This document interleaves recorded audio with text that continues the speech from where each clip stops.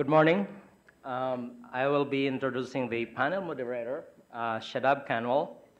I am very honored to introduce Shadaab Kanwal. He is the a very consistent and reliable supporter of this chapter. Shadaab is the Executive Director for Research and Health Policy, Hospitals, Quality and Care Delivery Excellence, and Community Benefits at Kaiser Permanente. In this role, he brings 19 years of distinguished operations and technology leadership experience that formed a strategic intent to deliver healthcare intelligence, innovative technologies for organizations such as UCLA Healthcare System, Ohio Health, Mayo Clinic, United Health Group, and Dignity Health. Ladies and gentlemen, welcome Shadaab Kanwal.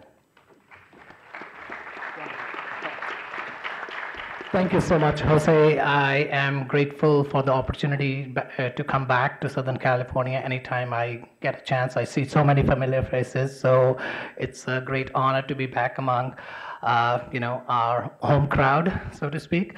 I am grateful also to HIMSS, Jim Brady, Erica Tan, Sam King, and Bella Zaghi to giving me consistently this opportunity to speak through this forum. So I appreciate it.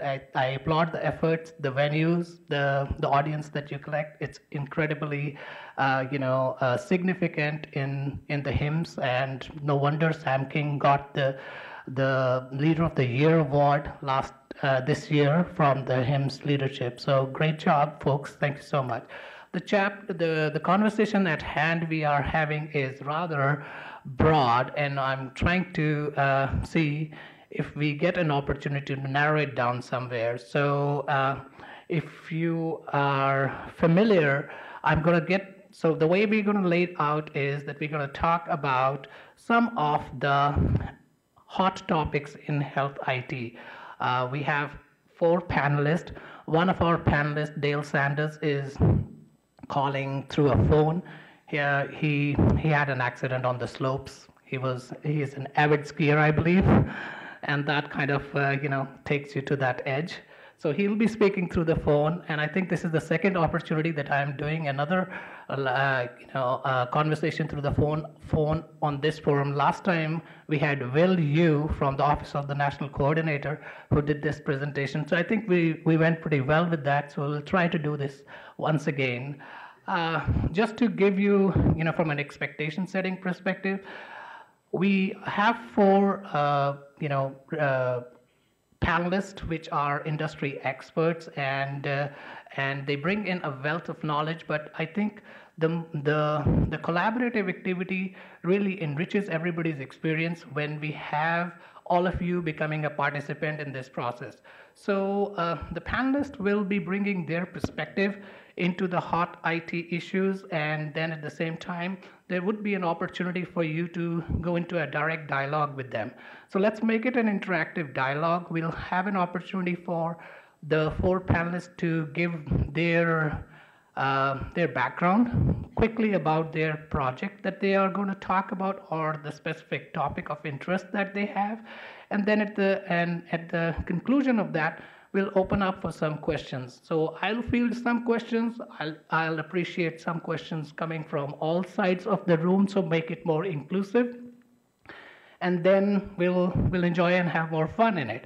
So just to give you an idea, I think you can read about my distinguished panelists on the slide deck.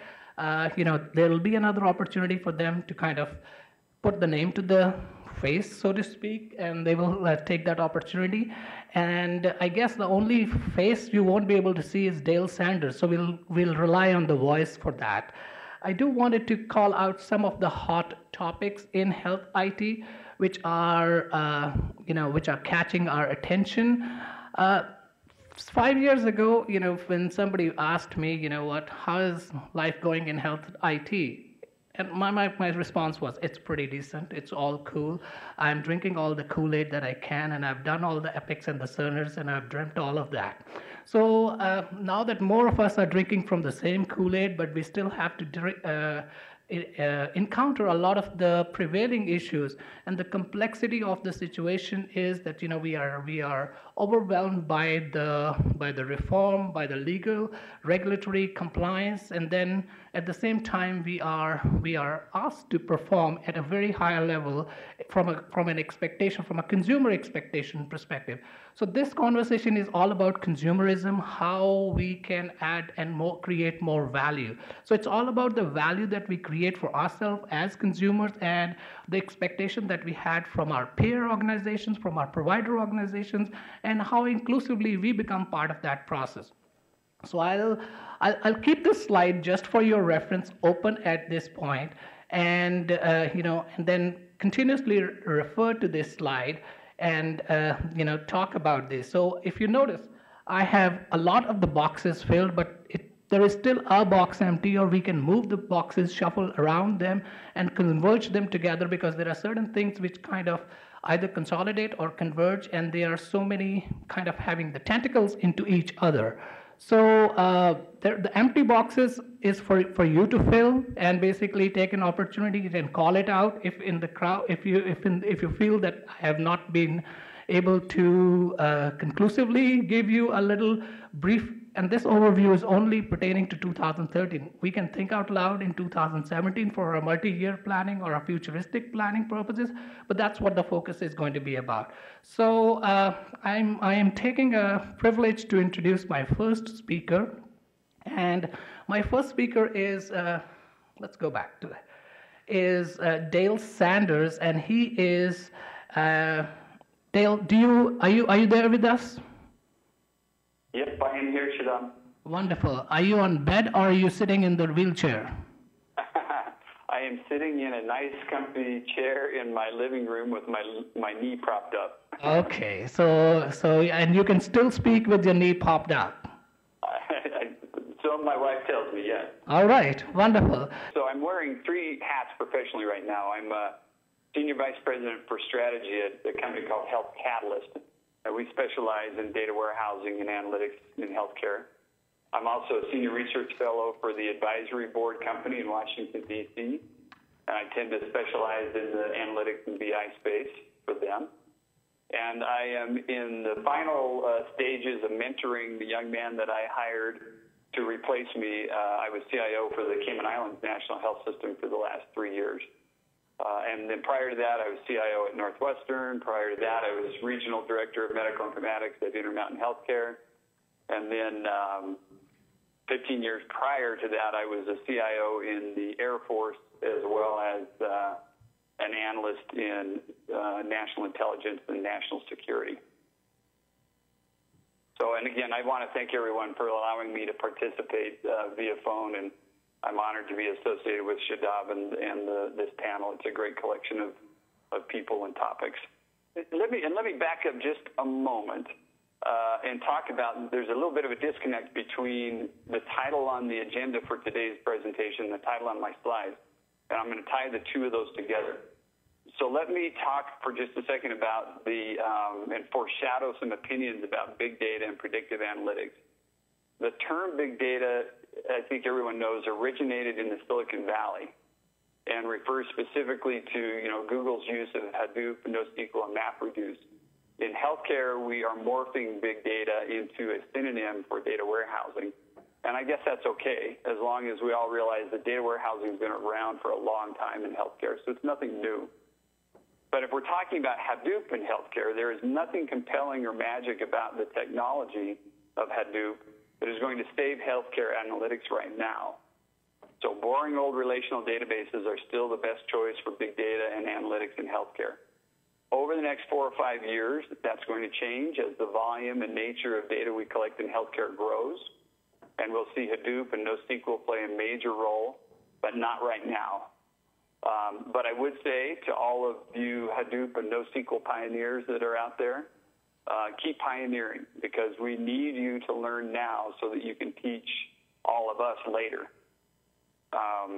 One other comment about predictive analytics.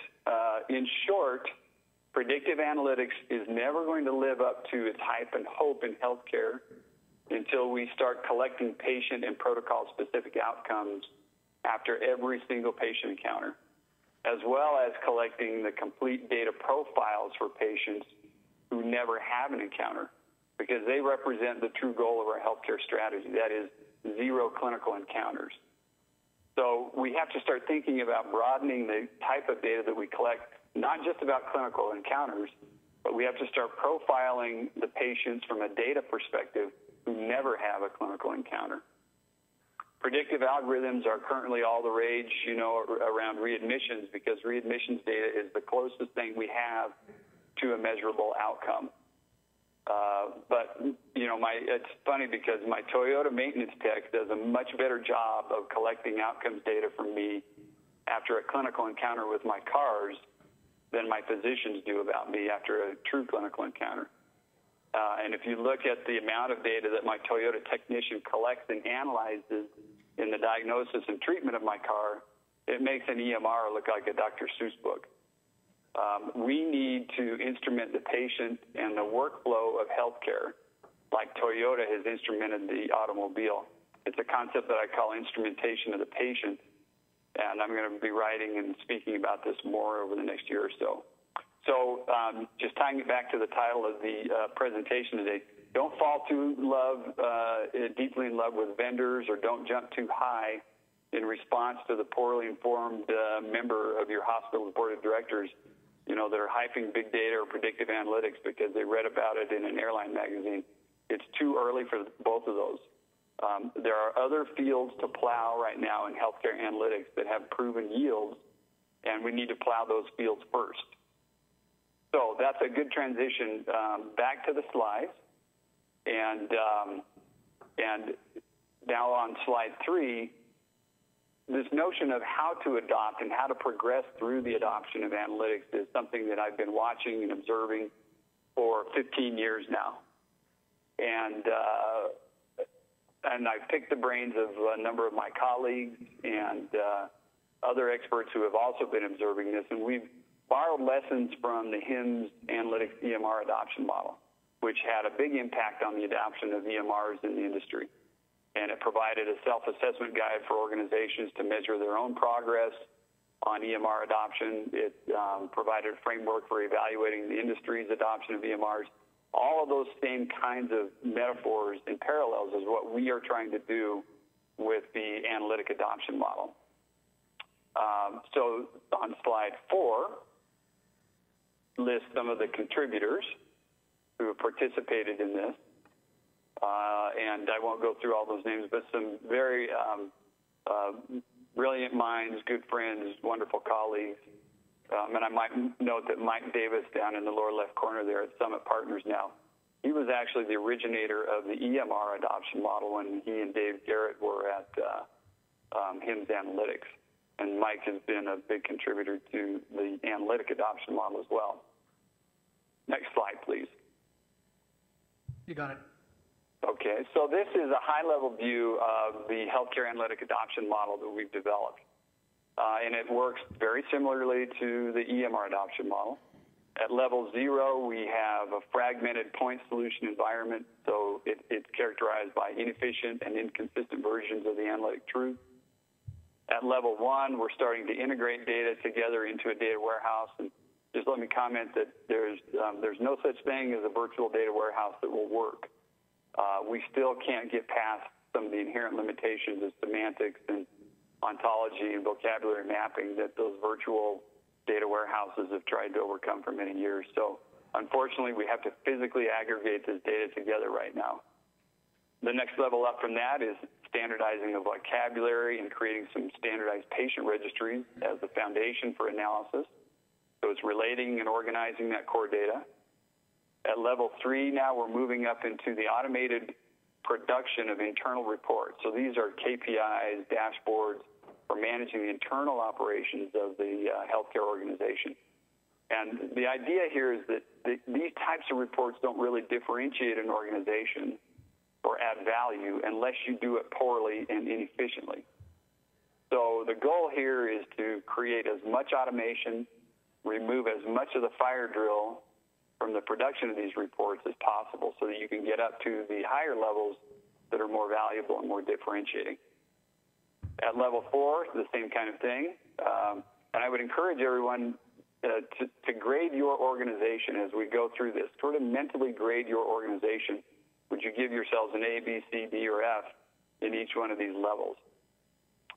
Level 4 is automated external reporting. So that's, Joint Commission, meaningful use, some of the payer reporting requirements, some of the national registries and things like that. And again, the idea here is that these are not necessarily differentiating. Only if you do them poorly are they differentiating. And so you want this to be efficient, consistent, and you have to be agile at this level because these change on a regular basis. Not much change at level 3. It's pretty static reporting. Hasn't changed much in the last 10 or 15 years. But the external reporting is changing all the time. So your analytic environment has to be agile and has to be designed for agility. Finally, at level 5, we're talking about clinical effectiveness and population management. Now it's starting to get more complicated. And we're measuring and we're managing our adherence to evidence-based care at this level, both at the patient level as well as the population level. At level 6, now we're starting to take on greater financial risk. We're being affected by cost per case reimbursement models, and we're creating a data-driven culture. And I purposely put this in at level 6, or we put this in at level 6, because you can get by with a culture that is not very data literate. You can limp along up through level 5. But once you get to level 6, the complexity of the analytics and the risk to the organization are so great.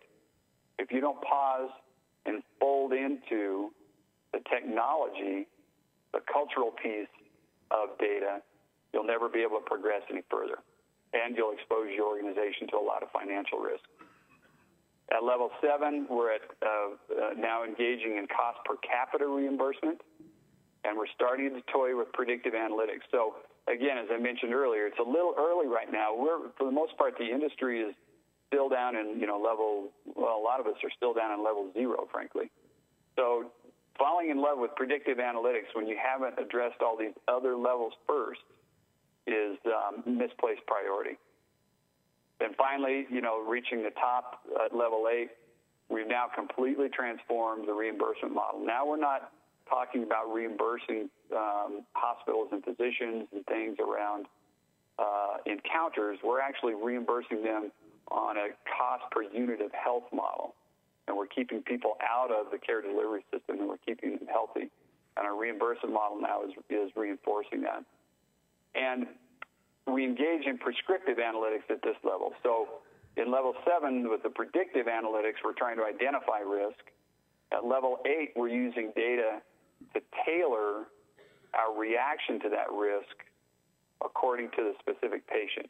And we're suggesting and we're prescribing modifications to protocols based upon the specific data profile of the patients that are at risk. And if you would, Shadaab, I'll go to the next slide, and I won't go through this one. This is a bit of an eye chart, but these are all the details. And the idea here is that we try to document this in such a way that you could use this as a tool to evaluate specifically the things you need to do and the things you need to address as you progress through these levels and as you plot out your roadmap towards achieving level 8. And let me just make a quick comment, too, about the detailed content here. As you read the details, you would notice that there is a data acquisition strategy that progresses with the levels. Okay, so that's all that I have. I will pause there, Shadaab, and turn it back over to you. So I'll invite at this point, another friend of mine, who is on the panel, John McCawley. He is the CEO for Verecloud, and I would like him to share from an expert perspective the hype of the cloud and how the evolution of the data infrastructure and the influx of that volume and variety and velocity of that data is getting created within the big data environment and shared with us. My name is John McCawley. I'm the CEO of Verecloud. I am a technology specialist. I've been, for the larger part of my adult life, I've worked inside the communications internet and cloud industry, primarily in the area of research and development. For the last 10 years, I've worked primarily in the executive side of that. So my specialty is really horizontal in nature. It's not necessarily with one specific industry, but it's really about the cloud and communication technologies in general. What I wanted to talk about today is I really wanted to start off with basically changing it up a little bit, going through the why of cloud technology or cloud distribution. Then I really wanted to talk about a definition, so that seems a little bit different. Can everyone hear me? I'm sorry. Yeah. Then after I talk about the why, I want to talk about, what is it, give you a little bit of a definition, because there's a lot of questions and a lot of, I believe, misinformation about the cloud out there. And then I wanted to go into a little bit more detail of some of the things that as we look at cloud, the things that we really need to be concerned about and some of the questions that we need to ask, and then I'll leave it up to the Q&A sessions. Go ahead. So first of all, what I want to talk about is the why. To be at a very, very high level, the cloud is inevitable. It just makes too much economic sense for both the suppliers of technology and the consumers of technology not to move to the cloud. Today, we are seeing this phenomena happen in the small and medium-sized businesses. The mid-market space is beginning to adopt cloud in a much, much faster pace than it was previously, and this phenomenon is happening worldwide. The reasons for this, obviously, are technology driven in nature, or the basis of it is economics. However, there are some enabling technologies that are developing and have developed over the last 5 years, will be developing over the next 10 years, that make that economic model even more attractive, specifically for the small and medium-sized business. So much in the same way that most people fly commercial airlines rather than owning their own airplane, the cloud is kind of transforming the way that we consume technology. As we move forward, I think it's very, very important to have a basic understanding of what the cloud actually is, because I think that there's a lot of misinformation. Cloud is not a technology. Cloud is a distribution model. For the consumer, it's a way to procure hardware and software. For the supplier or for the vendor, it's a way to distribute hardware and software. So as long as we stop thinking about cloud as a collection or a single technology and understand that it's really about how we're getting technology into the hands of technology consumers, then we start to kind of understand the dynamics of cloud. It's been around for a long time. It's been around for as long as the internet has been around. In fact, that's how we came up with the name cloud, because when we didn't know what was inside the network, we just drew a cloud. It was nebulous to us. And so we're using the network to distribute these IT services, hardware and software, to our consumers. There's three main ways that we can do that. We can either do it in a private network, just like we'd fly a private plane, and that eventually is only going to make economic sense, I believe, for specialty cases, large enterprises or enterprises that have very special instances or very special needs, such as security or something along those lines. The other extreme of that is public cloud, and that's public network, just using the internet and those types of things. And that today is the primary delivery vehicle or the primary network vehicle that we use to distribute cloud services.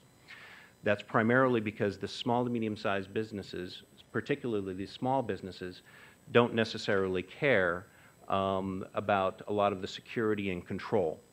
And so in that particular case, they're willing to take the risks of adopting public cloud infrastructure. The more important cloud infrastructure, I believe, is the hybrid cloud infrastructure, and that's basically where there's a mixture of both private and public. And quite honestly, in cloud technology, it's not an all or nothing game. It's not black and white. Most implementations today have some pieces of IT infrastructure or IT applications and services in the private side of the cloud, in their own data centers and so forth, and others have some infrastructure in the public side of the cloud. And they're beginning to integrate these two things together. In the mid-market space, anybody from, say, let's say 100 employees up to about 5,000 employees, hybrid cloud will be the predominant way that we consume IT technology in the next 5 to 10 years. Okay? Anything you want to share about the key characteristics of the Absolutely. cloud? And so I'll just real quickly go over a quick definition after you know, the discussion of the network. The key characteristics of cloud right now, these are really the enabling technologies that I discussed a little bit earlier. These enabling technologies are moving forward over time. It's on demand. And the technologies around being on demand are improving all the time. I appreciate Dale talking about things like Hadoop. Also, you know, Amazon Web Services has a data warehouse as a service. There's a bunch of different products and technologies that are available on demand, and as a consumer, the procurement model is extremely important because we're able to basically just put in a credit card or something along those lines, and we're actually able to consume that right away. There's broad or ubiquitous access to it. As our network access improves, either through mobile, wireless, or wireline, and the price of that bandwidth drops, we're seeing a lot more broad access to the cloud, and those are very, very important technologies that are adding. Also, shared data access, things like database sharding for data analytics and those types of things are very important because they allow us to get security and control over our data. So moving on, these are the areas that are very, very important as we start to take a look at the cloud, the things that we want to be concerned about as we move into it. The good thing about all of these things is that they are addressable, and they're being addressed more and more over the next few years. Security, control, and of course reliability. All of these things are issues that we see whether or not, you know, our IT technology is delivered in the cloud or not. But these things are all things that we have to be aware of and have to think about, especially in the healthcare industry. These are things that we have to be concerned about as we move forward with the cloud. And so I just want to end this as basically saying again, the cloud is inevitable. Most of the IT will be procured and distributed through the cloud. It just makes too much economic sense. It really makes sense as we move forward that we have a strategy and we understand what mechanisms that we have for control and what we need to address as we move forward. In addition to my day job as the director of the Veterans Emergency Management Evaluation Center since it was founded in mid-2010, I also do some teaching at UCLA in public health and nursing, so I'm used to standing at a lectern. Wonderful. So my talk is actually going to touch on disasters and fun stuff like that in terms of some of the EHR and health information exchange issues. With respect to my talk today, then, why am I up here talking about disasters? Well, of course, within a healthcare context, disasters force you to make very rapid decisions, often with incomplete information, and they can have a significant impact on care. And in that sort of context, if you want to be able to make a decision, you need to be able to have access to as much information as you can. And to kind of set the stage a little bit for what I'm going to cover briefly, kind of jumping around between a few disasters and touching on some highlights and things to keep in mind when you're considering the impact of disasters. We typically often break them down in terms of geophysical, biological, and technological or man-made events. So things like earthquakes, tsunamis, volcanoes, compared to biological events such as epidemics, plagues, etc., and technological or man-made events, environmental or industrial accidents. Not sure why we call it man-made instead of human-caused, but I'll go with man-made for the moment. Got to be PC. All right. So the Veterans Emergency Management Evaluation Center, VMEC, is part of the Department of Veterans Affairs. Many of you probably have some familiarity with the VA's use of EHRs. I'll just kind of briefly touch on it. EHRs within the VA go back to the 80s. Actually, some of the planning goes back to the disco era, late 1970s. In 96, Vista basically kind of took over, and a GUI CPRS was developed to basically create an integrated EHR for every VA patient. A variety of different kind of highlights have happened since then. I'll note My Healthy Vet, which is an online personal health record, clinical notes, immunization records. You can do prescription refills, make appointments, secure messaging, all different kinds of things. That stuff is useful, as you'll see, but perhaps not quite the panacea that you might think it is when it comes to actually responding to a disaster. Why is VA talking about disasters? Why is someone from the VA talking about it? Well, probably the best way to put this, and this is kind of the other part of my background, is VA is essentially a healthcare presence in virtually every community around the country. We have 152 medical centers, over 900 clinics, nursing homes, et cetera. So we're essentially everywhere that a disaster strikes. That means that we get hit by disasters every year, but it also means that we often have resources that we can make available to support national, state, and local organizations in the event of a disaster. And VA actually does that.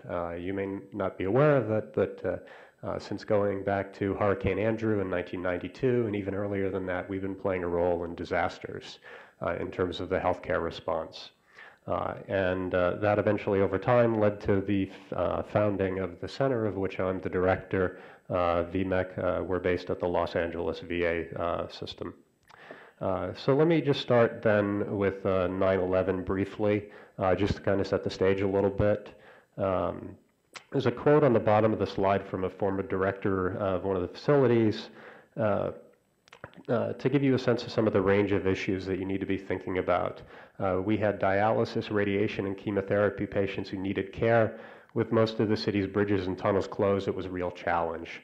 So a range of services, issues concerning transportation, et cetera. VA hospital actually was, in lower Manhattan, was actually the first place to receive casualties. Staff flagged down ambulances. We took people off the streets, cared of non-veterans, to be explicit, including civilians, firefighters, National Guardsmen, et cetera, were all seen by, there are actually 3 VA hospitals in the New York area. Influenza, the outbreak, the H1N1, H9N7 or H7N9, I never get it straight, is of course in the news now, as an outbreak in China is resurging. One of the traditional issues that we want to think about, and this kind of ties back to some of the big data issues, has to do with surveillance or biosurveillance. Public health surveillance traditionally required health systems to do manual reports. There's the potential to do this electronically. And some organizations like the VA actually do that using the data that they have available.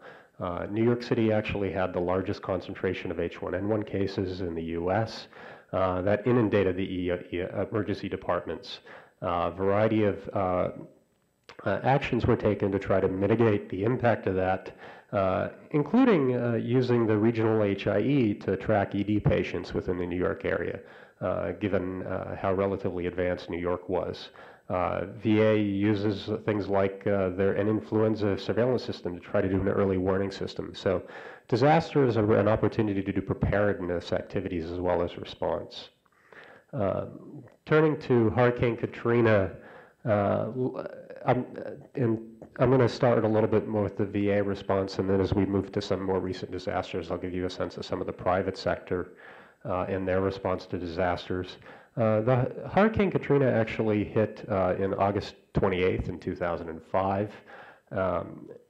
The VA, because of CPRS and VA IT workers, all the patient records, all the prescriptions, lab, radiology results on every New Orleans VA patient were available at any medical center in any VA physician nationwide was able to access them by September 2nd. This is despite the fact that the VA hospital in New Orleans actually flooded. And like many hospitals, generators, all of the electrical equipment, fire alarm systems, et cetera, including the regional data warehouse, were actually located in the basement. So that flooded. So patient records at the facility were actually able to be backed up, secured, and transported to Houston VAMC, VA Medical Center, in less than 3 days. I actually view that as kind of more of a partially successful response than anything. Because of the fact that they weren't able to have those backups immediately available, it took a few days before they were actually able to get access to data on those patients. A couple things to kind of keep in mind is that even if you actually have an electronic medical record, electronic health record, that's only as good as actually having access to power and electricity. And in the case of many events, that doesn't happen. So among the things you still need to think about is, how do I access paper records? Can I access paper records? If I actually provide care to people on a paper record till the EHR comes back up, is anybody actually going to go back and enter that data into the EHR? So how do we reintegrate that information into the electronic system? Hurricane Irene, a little more recent event in Lower Manhattan. VA Medical Center evacuated before it hit. Patients were moved to a variety of hospitals across several sites. You would think that's easy for VA to take care of. Well, even in a large integrated healthcare delivery system, it's not necessarily quite as simple as that. Employees from the evacuated medical center were not initially able to log on to the system in other places. They actually had to develop emergency procedures to provide access to it. So even if you're part of an integrated system, that doesn't mean that all of your physicians, all of your employees are actually credentialed everywhere and that they have access to your system. Things to think about. Superstorm Sandy, roughly a year after Hurricane Irene struck. I'll touch a little bit more on sort of the private sector issues in this regard. A number of hospitals were actually unable to access their electronic records due to the electrical power outages. Battery power, of course, is wonderful to have, assuming that it didn't flood, but it's not going to last for that long, and it's not going to power all of your facility. That picture on the lower side there is Lower Manhattan. I doubt you've ever seen it as dark as it is at night, as it was during the few days after Sandy struck. Just a few points to highlight that are relevant to this. If you want to maintain an IT infrastructure during a disaster, it's expensive. You need to think about backup servers, having redundant data storage, keeping generators in a secure place. Hopefully your generators don't fail, as happened at NYU. You need ample fuel. That was a big problem. Daily backups. Your communication systems are probably going to go down. That's going to be a problem in terms of actually sharing information. And then, of course, if any of your computers are damaged, are you going to actually have tablets or other things that people can use to access information? Having said that, HIE was used to connect many of the hospitals in the New York area, not all of them, during Sandy. So they were able to track hospital admittance, and patients and providers were able to get some access to patient information. So you're probably aware of most of the issues on this slide. A few things to keep in mind, of course, though, even with HIE, there needs to be work done to match data elements from each of the participating institutions. VA system's been around since the 70s. That's good and bad. It actually means that not every facility in VA has exactly the same system. So there's actually issues even integrating within an organization like the VA. Financial barriers we touched on. And then there's sort of the opportunities for public health and disaster research, which of course is what we do at VMEC at the center where I am. We do big data work on biosurveillance and a host of other issues as well. So just in kind of closing then, and that incidentally is a house, out, I believe it's, Union Beach, New Jersey, that was damaged after Sandy hit. There are many different factors to consider in terms of planning. The type of event, whether you're actually going to be sending or receiving patients, surveillance and response are potentially opportunities. And then just keep in mind that even when you have an EHR, that's not going to be sufficient. Those paper issues, power, et cetera, are going to prove challenging. All right. With that, if you want any more information, there's stuff up on the slides, and that's my standard disclaimer I have to put after everything. I'll let you read it rather than bore you with it. Thank you, Aram. I think I can relate to one of the stories of a data warehouse disaster. I know RP is in the crowd, and my story is coming from UCLA when I was with UCLA, and we had a couple of days of power outage, and the biggest reason was because the electrical closet got all of the rainwater, and the data center is in the basement. And the interesting part is this, all of the impacts of what you're talking about, we lost all communication. Our command center was in the basement, and we didn't have any cell phone communication either there. So a lot of the things that we had to consider in terms of disaster recovery and business continuity perspective. I think what probably the learning out of this is that, you know what, whatever we spend with it, I think the business processes are the key to the spend. So your spend is going to be inversely proportional to your business continuity. So the higher you spend, the more your business continuity is going to be. Now, that is where some of the solutions, processes can help from a technology perspective. So what I'm trying to do is I'm trying to tie a diversity of a topic here, and I'm really trying to put my arms around that, and I couldn't get it around. And so there is another issue that is it is rather exciting but very important for the provider organizations, and that is about the e-discovery. And now I will invite Ralph. I was trying to make sure that I can pronounce your last name correctly. Oyaga? Oyaga. All right, wonderful. My name is Ralph Oyaga, and I have worked in healthcare for about 25 years. I worked as a manager of admissions and business office in hospitals and medical groups. So I spent many, many years in the basement where, we share, of course, non-revenue producing departments get put in the basement with the storage units, et cetera. So, but I've switched over to law, health law, and my background, I have compliance background, risk management.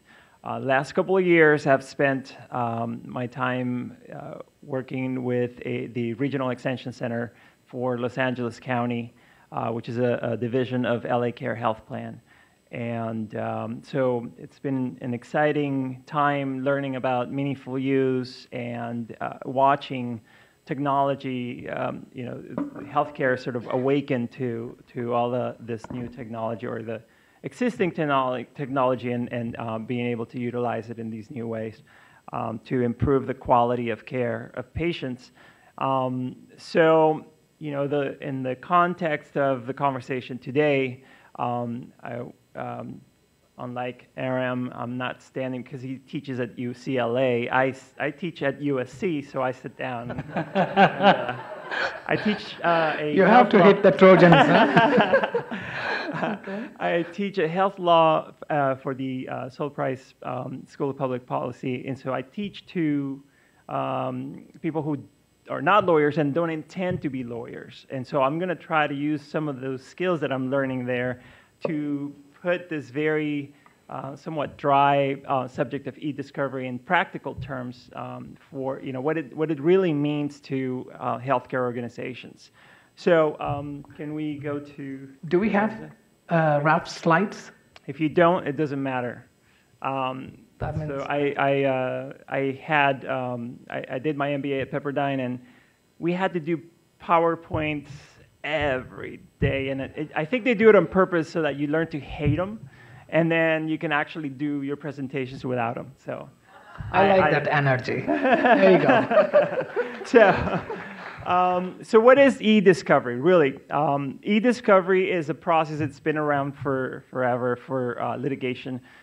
It's a process aimed at, the concept behind it is, in our system of litigation, we trust that the more facts that come out, the easier for the fact finder to reach the truth. And so we don't want people hiding the ball.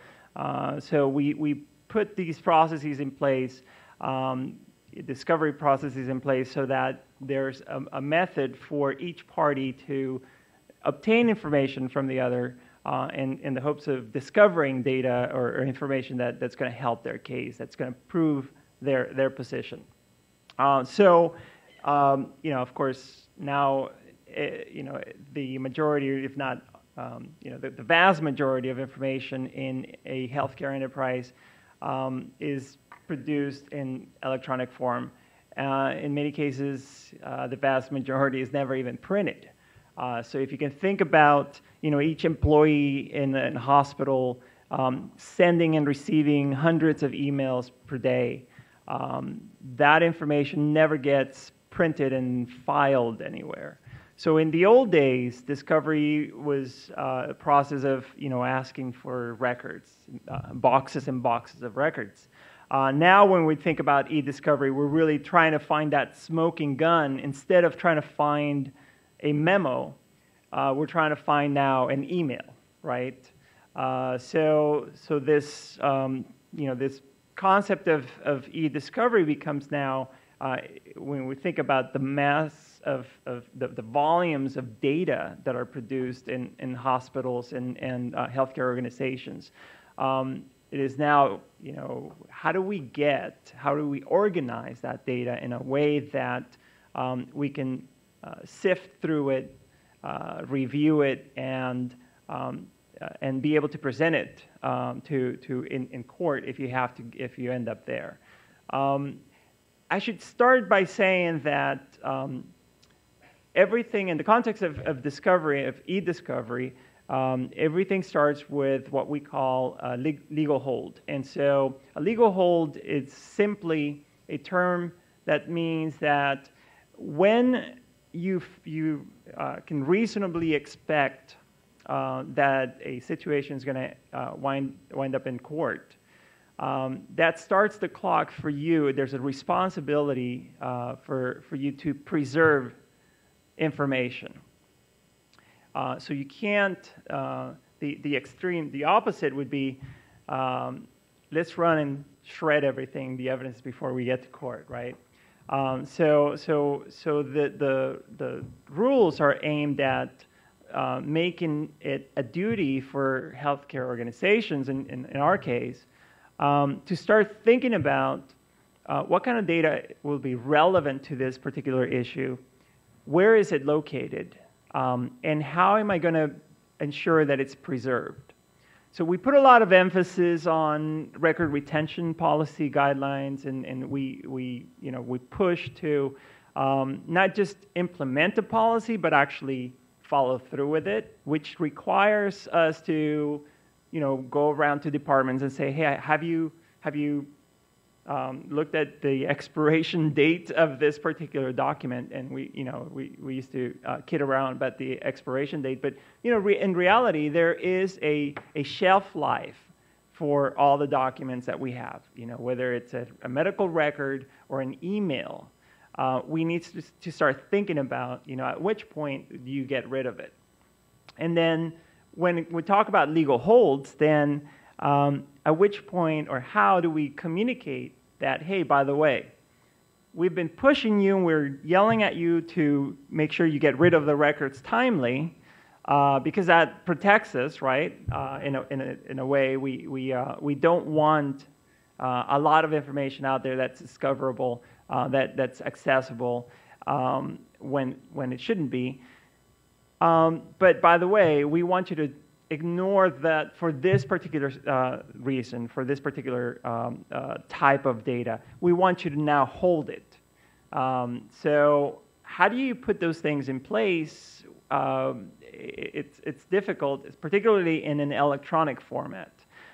So e-discovery, and I know that we don't have a lot of time, but the one thing that I want everybody to kind of leave this room with is the idea of putting your electronic house in order.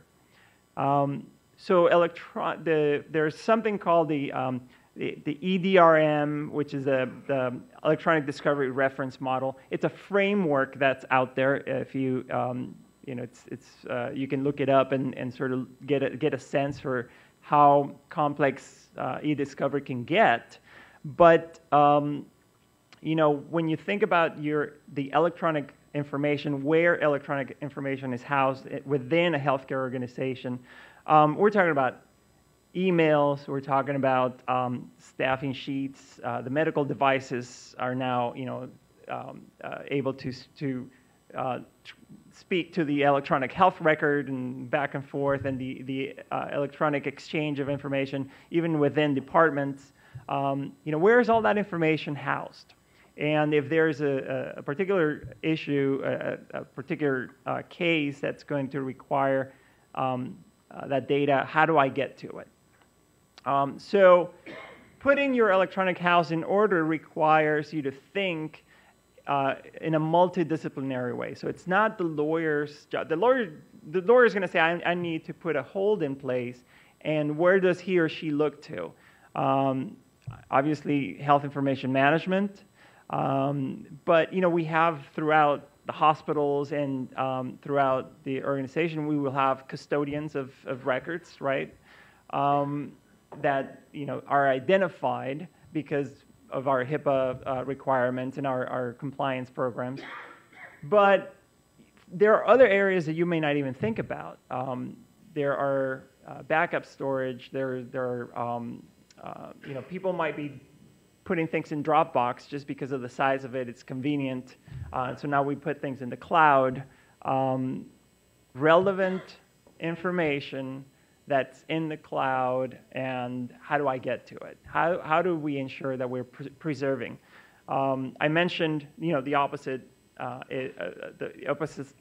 of the coin is getting rid of it. They call it spoliation, and there are sanctions against that. So if the court finds that you willfully neglected to preserve information, they're gonna sanction you. There are penalties for not taking care of that information. So when you had that, when it was reasonably foreseeable that you were gonna end up in court for this particular situation, then you should have taken steps to preserve that information. What else? Social media is a whole other can of worms. But it is something that we should think about, and I'm sure everybody's putting policies together, and how do we handle social media? But it's another source of information that you all need to think about. Last but not least, are portable devices, USB, your cell phones, and so we've been hearing a lot of noise in the last year or so about, we're now moving to stage 2, meaningful use. Patient engagement is a big deal. The blue button, the availability or the expansion of that ability to share information across networks, across entities. So that opens it up to a lot more management of this data. There are the major cost in e-discovery is trying to review. It's the review process of where that data is and how do I get to it and how do I organize it in a manner in which sometimes you want to organize it to present it to the opposing counsel because you have to. That's it's a requirement. Sometimes you want to organize it in a way that for your internal purposes, for your internal counsel to be able to prove your case, your point. So the strategies are different, but regardless of which side you're trying to obtain the information for, the problems are the same. They all start with thinking about creating a method for you to organize data and reach it and be able to identify it so that you can then produce it. And with that, I think I'll end it.